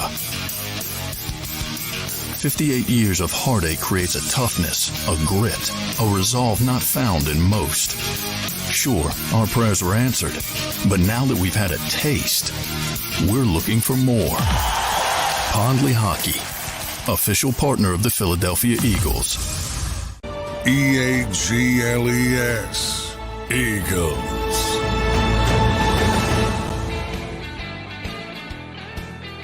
Welcome back in, everybody, to Birds 365. Joined now by our Wednesday usual guest, BLG, Brandon Lee Gowton of Bleeding Green Nation. BLG, welcome to the show, man. How you doing? How's it going, guys? Good, BLG. You heard my hook, flat defender. I saw you smile. You excited to see all that? You know, people overreact to the passing camp nature as well. So those edge defenders were dropping. What else are they going to do in OTAs? They can't rush the passer. Exactly. And I think we saw that a bit too with Nolan Smith last year as well. So yeah, I wouldn't read too much into that, but that is obviously a really key player. And a good friend of mine, Jimmy Kempski, I think has put it well in terms of, I think Nolan Smith is kind of the key to the Eagles pass rush this year in terms of, do you feel good about the depth there or not? If he turns out to make a big leap in year two, then you do. And if he doesn't, then you probably don't. Yeah, agreed with that. BLG, it was the first time I know we had you on last Wednesday. That was right before you guys had went down and saw your first OTA. I just want to give you a chance. What were your first takeaways? Anything that stuck out to you? Any player, good, bad, or indifferent, that stuck out to you when you left your first look at them at OTAs last week? I think one of the most visually striking things, which I don't know why it just wasn't really on my radar, even though he's probably, the most prolific player, obviously, the Eagles added this offseason, was just how different Saquon Barkley looks relative to not only just the other Eagles running backs on the roster, but just really going back to, I've been there since 2013 training camp. Just visually striking to see how different of a player he looks, and just in terms of he's much bigger and just looks built to handle, a huge workload for this team. Yeah, he's a bus guy, as Nick would call. He's one of those. He can join Jordan, Mekhi Becton as well. He's going to be. You let those guys come off the bus first, and you hope to intimidate the other team and the other fans. No one's ever going to doubt Saquon's physical ability, his, Saquad, the nickname, his, the dude is everything. And that's why he was the number 2 overall pick from a physical perspective. The other day on Bleeding Green, you put up that Bill Barnwell piece, which I thought was kind of interesting. And, he brought up some of the same concerns that I brought up, and the fact that out of character for the Eagles, maybe an overreaction to the collapse last year. I don't, the Barkley question is so interesting to me, BLG, because then I saw another piece where he's going to get 2,000 yards. I'm like, the expectations on a running back for the Philadelphia Eagles, the team that helped devalue the position, it's insane to me. Yeah, they're very big expectations, and yeah, I was obviously surprised by signing him, as the Eagles signing him as well. But I think conceptually, you can kind of get behind it from a standpoint of you're trying to do everything you can to improve the offense or make sure it's still a top offense. And I think it's very much remains to be seen just how much playing behind this offensive line, helps him out. You would think it would. But yeah, expectations are going to be high. They should be high based on what they paid him. Obviously it's not a prohibitive deal from terms of long-term and guaranteed, only like kind of probably a 2-year commitment, but it's a lot of money, and they're paying him like an elite running back, and he has to be in that tier. Yeah. Does the signing of Saquon signal, I don't want to say a shift, but maybe the Eagles trying to get back to that 22 form where they are a run heavy team. They're not predominantly running, but they run to set up the pass. They run to help out Jalen Hurts. Does it signal more of that? Because me and John have debated how they're going to use Saquon Barkley. We obviously don't know that yet, but when you look at everything, all the factors involved, I don't know how you get the value or the use out of this guy you would want if he lives up to his expectations without becoming run heavy. I don't see them using him much in the passing game. I guess he's a true 3-down back, which is good, but how do you think they will use Saquon Barkley? Yeah, there's obviously game script stuff in there. If the Eagles have more leads, they're going to be running the ball a lot like they were in 2022. Ideally, that's their formula there. But, I think it's interesting. I've mentioned this before on the show. I don't think the Eagles love to really rotate running backs within a certain drive. They really like to start a drive with that guy and kind of keep it going with that same running back for the most part. And, they haven't had a true kind of, bell cow back here for a while. Miles Sanders was obviously the closest thing to that in a bit. Swift, at times last year, but still those weren't, the kind of backs that the volume, Saquon Barkley has handled and is going to handle for this team. It's a different look, just being able to keep him on the field, and obviously his versatility in the pass catching game as well as being able to run the ball. From the standpoint of, I don't know if we talked about this, but obviously Saquon comes across as an all-in move. The Eagles still think they're a legitimate Super Bowl contender, and they're going for it, and the window is open. And then you contrast that with, hey, we're going to move on from Hassan Reddick. How do you weigh those two things in the end game? Yeah, that is like the one move this offseason that I have a hard time. I didn't love the Saquon thing, but I can kind of talk myself into it. I can see some sense there. The Hassan Reddick thing, I just keep coming back to, I think you're just overthinking it. And even if, okay, the ideal outcome, the way the Eagles would put it is, you got younger at that spot. You got worse. Bryce Huff is a good player. I don't want to get younger if I'm going to get worse. Right. I'm not trying to knock Bryce Huff here. I'm not saying he's bad. I'm just saying, Hassan Reddick is really good. It's more of a testament to Hassan Reddick than it is an indictment of Bryce Huff, who hasn't proved to be a full-time player. He might very well be able to make a leap. The Eagles, I think, are making a reasonable bet on his projection, but that's the key word. It's a projection when you had this sure thing in Hassan Reddick, and I think it's kind of just a weird line to draw when you think back to how, just not even the same coaching staff, but for years, and Howie Roseman has admitted his biggest weakness can be, getting emotionally attached to players, and how the Eagles have probably had a number of players kind of overstay their welcome. I think it's just weird that you draw the line at a guy like Hassan Reddick, a local guy who's been nothing but extremely productive for this team. Yeah, and adds to me, the Jets didn't even give him a new contract. It kind of adds salt to the wound in a way. But I want. There's no way Hassan Reddick plays for that contract here. I really, PLG, you know how it works. I mean, he didn't get 30 and a half sacks in 38 games for the New York Jets. He didn't wreck the NFC Championship game for the New York Jets. He did all that for the Philadelphia Eagles. There's no way he's playing for less money than Bryce Huff here. He might go. What if they didn't sign Bryce Huff though? What if they just said we're going to stick with Hassan? Well, because then you're right. Yeah, Once they easier. add Bryce Huff and they pay him more, now if I'm Hassan Reddick, I'm like, come on, I'm not playing for you guys. You just paid a guy who's lesser than me, more than me. That I get. But if they don't go the Bryce Huff route and they say, Hassan, we want you here.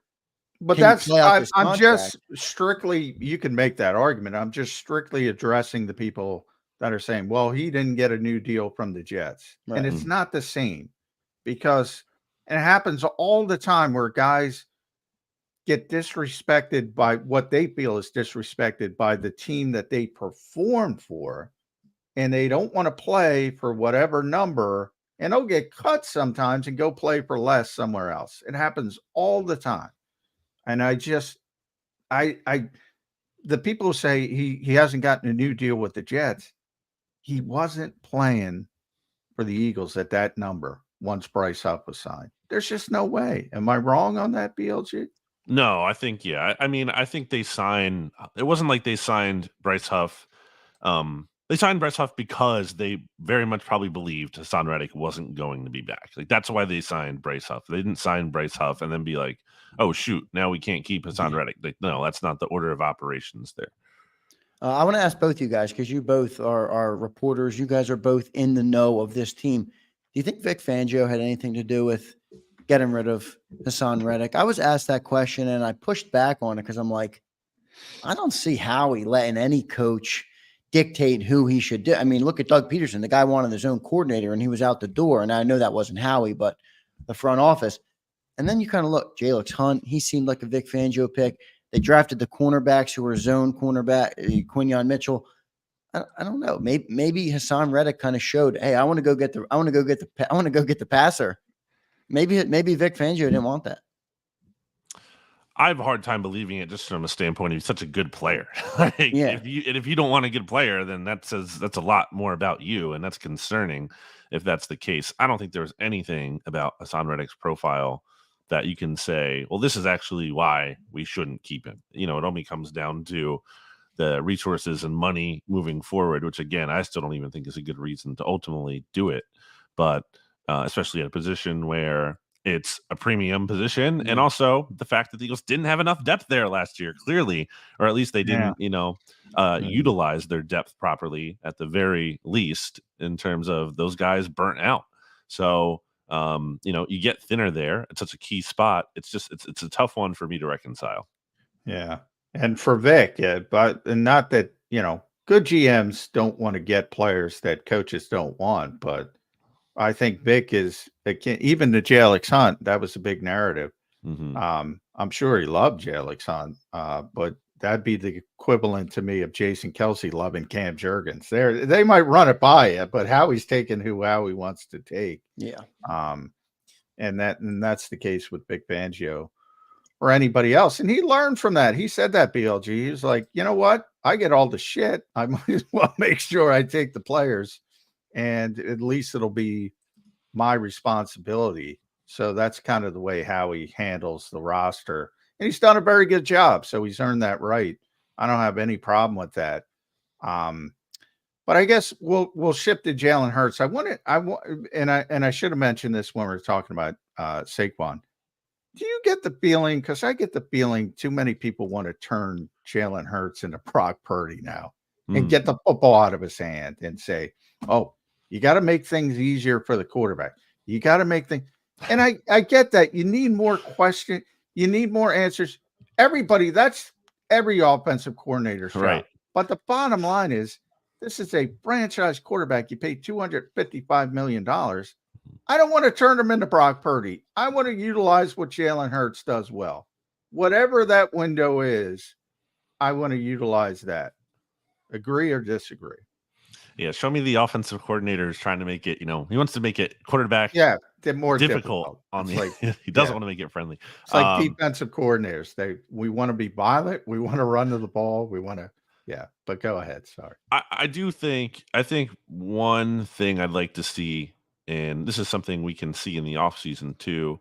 I'm not saying he has to be Brock Purdy, but I do think, back in 2022, Jalen Hurts averaged about something like 2.8 something seconds to throw. That was up considerably from 2021 when he was one of the slowest quarterbacks to throw, average time to throw per Pro Football Focus. And then last year, he kind of dipped down back towards the end of the league again, holding on to the ball for a long time. So I would like to see him. It kind of feels like a feast or famine thing with him, where it's either like a really quick decision, ball is out incredibly quick for a bubble screen or something, or it's hold. And even saw a little bit of that in last week's OTA practice. Don't want to overreact because, we're here in May. But there's sometimes too in those 7-on-7s where he's not even getting rid of the ball. And it's like, it's a passing drill. You can't. Make the throw. I'm with you. Yeah, just throw it. Yeah, I think part of that's just him, and I get there's upside to that in terms of sometimes he can make a play, he can extend a play like he did against the Bills game, and he had that touchdown pass, which is incredible, to Olamide Zaccheaus, or he can take off running. There's part of that that's in his game, but I think there has to be a little bit better of a balance, and sometimes you just have to take a couple of dropbacks, make the throw, as opposed to just keep holding the ball forever.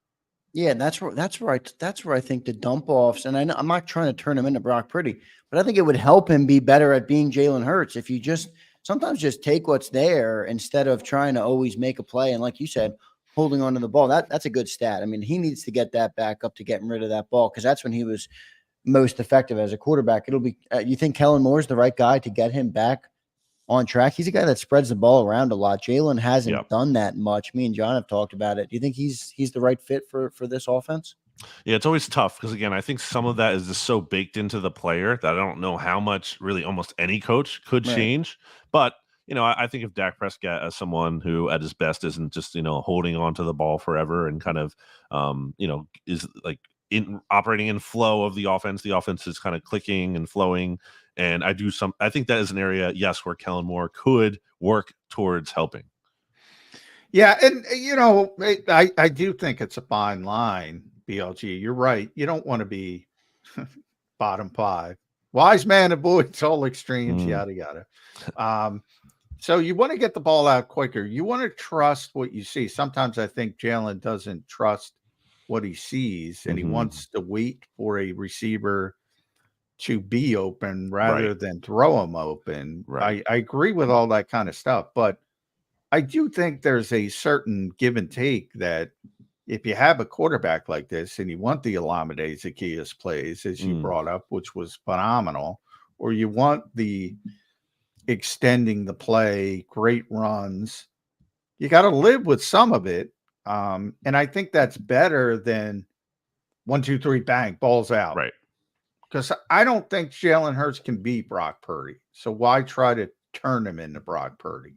It's kind of my thesis. Right. And yeah, I think, again, in 2022, it was at around 2.8 for context, it's the 13th slowest. So, it's still not fast because the fastest quarterback's getting it out. And like Tua was at 2.3 seconds last year. Mac Jones a couple years ago was at 2.4. You know, you don't have to be up there, but I think you don't want to be where Hurts, like again last year, was at 3.1. And that sounds like such a silly thing to say, maybe because it's you know the difference between 2.8 seconds and 3.1 seconds surely isn't a lot to us, but in their world, a lot to it's the sacks. Yeah, it's a big difference. So I would like to see him maybe under 3, or at least closer to 3 even than that, over that 3, and you know, way longer. Yeah, this conversation brings up an interesting point about Kelsey. Kelsey's gone this year. Like, how much does that impact specifically that part of the game, right? You hear a lot about Kelsey's calling out blitz coverages. He's calling out, you know, the defense. He's telling Jalen where the pressure is coming from. I think Cam will do that, but I'm not going to expect Cam Jurgens to do it to the level that Jason Kelsey did. How much will that impact Jalen Hurts this year? Yeah, I think that's a great point, and I think kind of an underrated storyline in terms of just like how, you know, that's not something we'll probably get a great sense of for a bit here. And I don't know that you know, it'll be as much as Cam Jurgens taking up that mantle entirely, as much as to have agency and authority in this offense and just his style. So now I almost wonder, you know, does more of it fall on him, and could that be a good thing? Maybe. But it's a big responsibility to fill either way. And I think, again, that's not something we'll be able to see until once the real games start. But that's a big question mark. BLG, I think, you know, it's kind of like PFF list season, and they've been pointing out their best players. I think they had their top 3 Eagles out there. If I said to you, who are the top 3 football players on the Philadelphia Eagles, who are you going with? I mean, I would definitely put AJ Brown up there. That's don't have to think twice. He's about my number that one. Yeah, he's my number one. Well. Yeah, I would put Lane Johnson up there. I think Lane is incredible still, and obviously you just see how this team is not the same when he's not out there on the field. He's a massive loss for them. And then, man. So PFF had Jalen Carter, and I think he's know, actually a good that's one. Where I'm football, going. Yeah, I would go. Yeah. I would go. I think you hit the nail on the head. I think those are the top 3 on the Eagles in that order. By the way, AJ Brown, Lane Johnson. Although you know, Jordan is pushing for that. Jordan Mailata. He I think Devontae in the conversation too. Devontae's certainly. And if I pushed you to go to 5, John, who would be your next 2? I put Jalen Carter 3, and they put Jalen Hurts. I'm like, is this the most impactful Eagle? Because obviously the quarterback, you can't. And I just talked Jalen Hurts up, and I think he's a very good quarterback, a very good player, but he's not a better football player than AJ Brown. I think that's crazy. Right. So those are my top 3. If I had to extend it, I would put Jordan Mailata and Devontae Smith. So very offense heavy, which makes sense.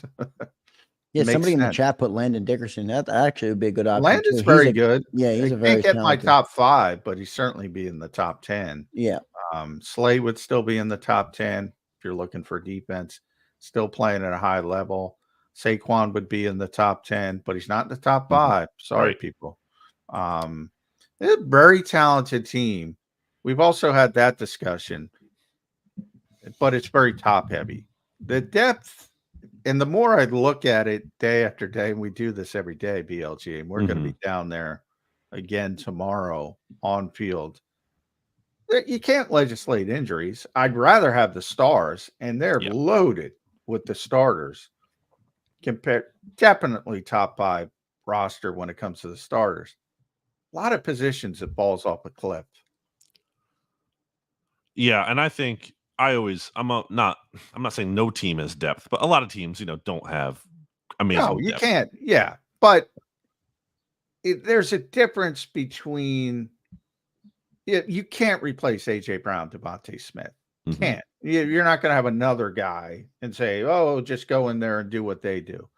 But there's levels of drop off, and there's a lot of teams that you could persevere. San Francisco with Jennings, who I think is underrated player. there's a lot of teams with better depth, but I don't think there's a lot of teams with better starters. And I'd rather be with the better starters. I mean, and roll the dice.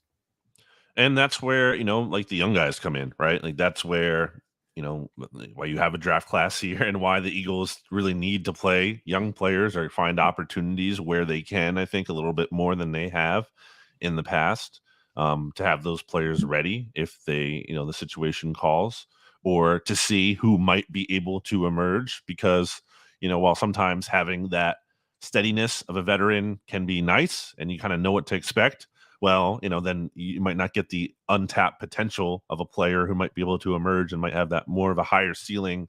So, and again, I know that's easier said than done for some of these coaches who need to win now and the pressure is on. But again, there has to be some kind of better balance than what we've seen in years past. And, Howie Roseman has basically even admitted as much. Yeah. I'm gonna tap into your brain because I just thought of a story idea. Okay. And I'm putting you on the spot, and feel free to muse as long as you need. The best non-starters on this team. Give me the best two, three, as many as you think. The best non-starters on this team.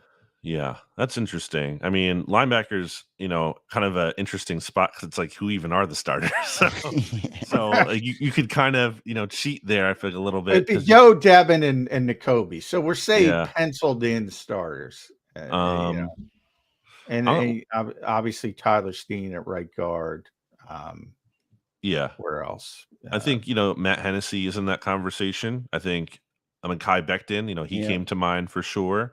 Depending how the safety situation shakes out, I think I'm going to say Sidney Brown, as assuming he is not a starter behind CJ and Reed Blankenship. Milton Williams might be him if you're considering Jalen Carter and Jordan Davis your starters. They're all going to rotate, obviously. Isaiah Rodgers, depending on who, unless he is a starter at cornerback. I'm going through the roster here. Kenny Gainwell. I can't do it. I can't do it. I can't do it either. Kenny Gainwell. Because I consider Milton a starter because I think of their starters as, they're going to play 5-50 fronts. And right. So it's going to be Jordan Davis, Jalen Carter, Milton Williams. So I put Milton number one, but I consider him a starter. And then if Milton's out of the conversation, I like there's so much uncertainty with Isaiah Rodgers, but he looked very good. Yeah. And very limited, 500 days off, 500 plus days off. He's well rested, fresh legs. He is well rested. Well, who else looked really good? Kenny Stinking Gainwell looked really good. I think he's one of the most underrated, but for some reason people dislike him. I don't think he's a bad football player. What about Kenny Pickett? Is he on the list of non-starters? Kenny looked good too. Yeah. Looked very sharp. I like having a backup quarterback who's young and has, I don't know, how many starts does he have, BLG? Like 24 over his first something 2 like years? 14 and 10 as a starter. Yeah, so 24. That's pretty good. I think Kenny Pickett's on the list as well. Who else am I missing? Mekhi Becton. Yeah, I think that's a good one. Matt Hennessy's a very good one if he's healthy, and that's a big if. Defensive tackle. Yeah, I'm a little concerned about defensive tackle. I'll tell you, Nolan Smith better be on the list. Right. Yeah. He has. I don't know if he's going to be on the list, but I got to be honest, guys. I'm concerned about the whole defensive line. You lost Hassan Reddick and Fletcher Cox. Yeah. I don't know the number off the top of my head, but those guys had a lot of snaps last year. Oh, yeah. Josh Sweat was already canned at the end of the year because he played too many snaps. Yep. Now you have Bryce Huff, and I love Jalen Carter, but I mean, that's a big leap to make. There's not that much depth at the D tackle room. BLG, as you pointed out at the top of the show, if Nolan Smith doesn't turn a corner, boy, they don't have much depth there either. Those guys might be burnt out by week 12. Yeah, I mean, those Warrior Cox played the most snaps of any defensive tackle. And honestly, it wasn't even like super close I mean, you Jalen Cox Carter had behind him. 700 snaps, didn't he? Yes. Well, that's it. Fletch is old school. We were talking about this injury wise. Yeah. Kaylee Ringo. I should have mentioned Ringo. By Mhm. the way, why do you think Ringo didn't show up, bro? That was weird. I saw something about how he was like in some videos. So I guess he's been there at some points, just wasn't there the day we were there at practice. Yeah. So he might be around in Philadelphia. Just maybe Hopefully wasn't he's there that there. day. Yeah, So, hopefully he's there tomorrow. But we were talking about, for some reason, tomorrow Davis, somebody tweeted he's played 98 straight games. He's one of my favorite players. He's like an old school, just beats people up, big linebacker. But so I was talking about him earlier. Then I was thinking Kelsey here locally. mhm. And you know what Jason would go through to practice, taping up everything, looking like, you know, a stormtrooper to get out there just to practice. And people think, oh, he's healthy. He's not healthy. He hasn't been healthy for 10 years. Mm. He just played through everything. And in this, Vic kind of talked about this when he was asked, Vic Fangio, BLG was asked, how have players changed, younger players changed. And he said they haven't changed. The people around him have changed. Yeah. And would younger players even get the opportunity to push through like Jason Kelsey or Demario Davis or Lane Johnson over the years? And the answer, I think, is no, right? They wouldn't even let, if Cam Jurgens showed up with Jason Kelsey's elbow, they wouldn't let him play through that, would they? It's a concern to me when people talk about durability and depth and guys not playing through things. Now you hear Nakobe. I mentioned this. Nakobe's not injured again. He's coming back from a Lisfranc surgery. Right. But your thoughts on how the game has changed as far as allowing players to play through certain injuries. Obviously, you can't play through an ACL at Lisfranc, right, but the injuries you can play through, like Kelsey has fought through, Lane has fought through. If you don't have that deference, they're not going to allow you to do that, are they? Yeah, I think I never really even thought about it that way. That's definitely, I think, part of the equation. The other part is obviously, like, I'm not trying to say, you know, certain players aren't tough because they can't play through certain injuries, because obviously some injuries are more prohibitive than others, and everyone's, you know, DNA and makeup is different. But, you know, that's obviously part of the equation as well. And sorry for throwing him under the bus here, but, like, you know, someone like Sidney Jones, I think that's a player the Eagles felt like, you know, wouldn't always necessarily be toughing it out the way that other players might be. And that's part of the equation as well. When the player, you know, has the ability to try to push through it and kind of doesn't really do that to the full extent. Oof. And again, you remember Sean Payton, that game plan, they were embedded. He was like, we're going to run three. What was it? 3 of the first 5 plays. We're going to run it. Yeah, that was not a good moment for Sidney. Yeah, you're right. It works both ways. Mm-hmm. But I do think there are some tough players, but sometimes they're not allowed because the environment around them, as Vic was saying, has changed. Yeah. Maybe not necessarily the players changed, but it's always individuals. The camp, I think that's what he's like referring to, right? He's like, because it's not just the player anymore; it's the player and the player's camp, which is family, friends, this whole ecosystem. Yeah. BLG, make sure everybody follows BLG on Twitter at Brandon Gowton. Read all his work at Bleeding Green Nation. It's a great site for any Eagle fan that wants to stay up to date. And BLG does great work. BLG, one last question for you on the way out. What are you looking for heading into your second OTA in attendance tomorrow? Anything sticking out to you? Anything you're looking for specifically? Well, one thing I didn't hit on here, and I actually led with in my notes article on bleedinggreennation.com, which I'll have another one after Thursday's practice, is I want to be very cautious to be buying into any kind of Paris Campbell hype in the offseason. Oh, he looked good. He looked sharp. Well, I think even regardless of how he looked, I think he did, but I just think the fact that Jalen Hurts, who I think we've seen is not just automatically willing to throw whoever's out there with him, no matter what, he seems to have some trust in Paris Campbell early on. And I think that's significant because, I think Hurts sometimes, locks into targets that he only trusts, and I think he seems to have some trust with Campbell. Yeah, I think he lost trust in Joseph Nada Sure. after day one. I don't want to throw him under the bus, but I guess I just did. Yeah, I'm with you. I think Paris Campbell looked pretty good. I don't know if it's going to work out, but yeah, this is the setting he should look good in. By the way, like this is true. And I think the offense will look a lot better when Devontae's out there. And sure, that hurt as well. He wasn't at the first OTAs, but there was a lot of hype about how well Kenny Pickett played, and he had most of the splash plays, and that kind of took off. And I wouldn't take much into that. But at Brandon Gowton on X, bleedinggreennation.com does a tremendous job. Runs down not only his own work, but runs down the list of everything going on with the Philadelphia Eagles every day. And we're thrilled to have him here. And I'll see you tomorrow, BLG. That's right. On-field OTAs. Excited. Sounds good. 100 days away from Brazil, by the way. Yeah, a lot of flooding in Brazil. A lot of flooding. I forgot to mention that. I hope they fix that. They got 99 days to fix the flooding. Yeah. BLG, thanks for joining the show, man. We'll catch up with you next week. Thanks, guys. Thanks, Take it easy. There's BLG joining us as always on Wednesday. Always does good work.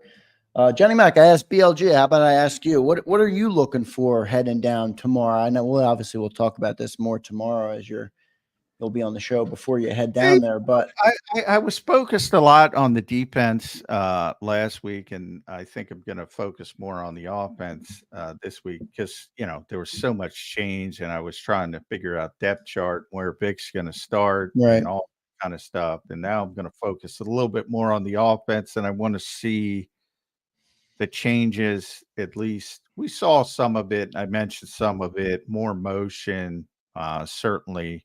With Kellen Moore, more bunch formations. I think I mentioned the Eagles used to run a lot of 2x2, which got stale in Sirianni's mind when they would try to spread the field. Now it's going to be more bunch formations. But, a lot of the reasons you do bunch formations is to get guys free releases. I think AJ and Devontae don't necessarily need that. Yeah, they don't need that. They're so good and so talented. They don't need it. Yeah.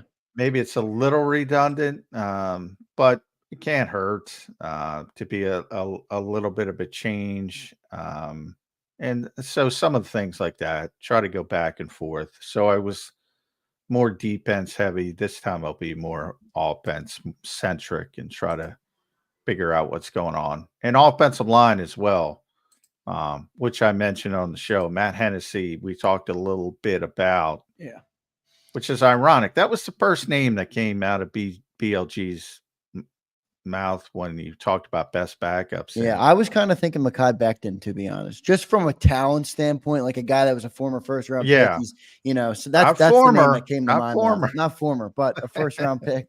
John, we both got caught on that. Yeah, I got only 2 days in the week. Yeah, swear jar. Yeah, I did it once. It's hard. But as an editor, that's when it just drives me insane. Yeah. Well, I got no problem with you checking me on it. It's something I got to learn. What's the right way to identify them, though? It's not, you know what I mean? I don't mean former. No, I know. I know what everybody means. Yeah, right. Yeah.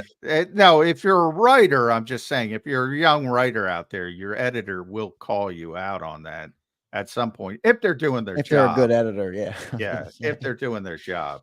So if you're a 2019, like Devin White is a 2019 first round pick, that's how you do it. You don't say former first round pick. You say 2019 first round pick because he's never a former first round pick. Yep. So Johnny Mac will be looking offense tomorrow. We'll see how it all plays out. I'm excited for John to get back down there. Like I said yesterday on the show, sometimes I think, the people who consume Eagles content, we take you guys for granted because when you're down there, we learn a lot more about this football team. We get to see videos of the guys. We get to see Jalen and Saquon and Eagle Green. So it's one of my favorite parts of the offseason. I know maybe I'm a little bit of a fanboy with it, but I do love it. I love getting the videos. I love hearing what John sees. I love getting the first impression. So it's something I do appreciate. I want to thank everybody in the chat this morning. I forgot to thank you all in the open of the show. My apologies for that. But Brunson, James, Twiz, Slagger, SMD, Eagles, Dion, we appreciate everybody. Suplex City, Slagger, already mentioned you. But anybody I missed, we appreciate you for being here. Make sure you drop us a like on the show. I think we're slagging a little bit. So make sure you hit the like button on your way out before we close today. Johnny Mac, good show today. We'll see what the day brings tomorrow. Tomorrow's an exciting day down at OTA, so we'll see what the day brings. Thanks for doing it with me today, and we'll be back tomorrow on Thursday's edition. Thanks, Johnny Mac. Thanks, Zander. Thanks, everybody. Thanks, everybody. We'll see you tomorrow morning, Thursday's edition of Birds 365. We'll catch you there.